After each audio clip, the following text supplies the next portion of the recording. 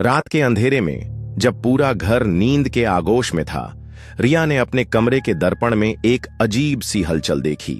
उसका दिल तेजी से धड़कने लगा। दर्पण के दूसरी ओर एक परछाई उसे घूर रही थी। रिया ने अपनी आंखें मलकर देखा, लेकिन परछाई अब भी वहीं थी। उसकी हर हरकत को देखकर मुस्कुरा रही थी। उसने घबराकर लाइट जलाई, लेकिन जैसे ही उसने लाइट बंद की, परछाई और भी स्पष्ट हो गई, जैसे वह उसके डर का मजाक उड़ा रही हो। रिया को लगा कि यह उसकी कल्पना है, लेकिन हर रात वह परछाई और डरावनी होती जा रही थी। एक रात जब उसने हिम्मत जुटाकर दर्पण के पास जाकर देखा, तो परछाई ने धीरे से उसका नाम पुकारा। आवाज सुनकर रिया के रोंगटे खड़े हो गए।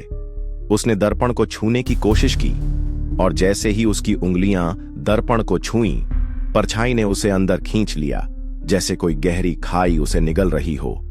अगली सुबह रिया का कमरा खाली था, पर दर्पण के भीतर उसकी परछाई अब भी मुस्कुरा रही थी।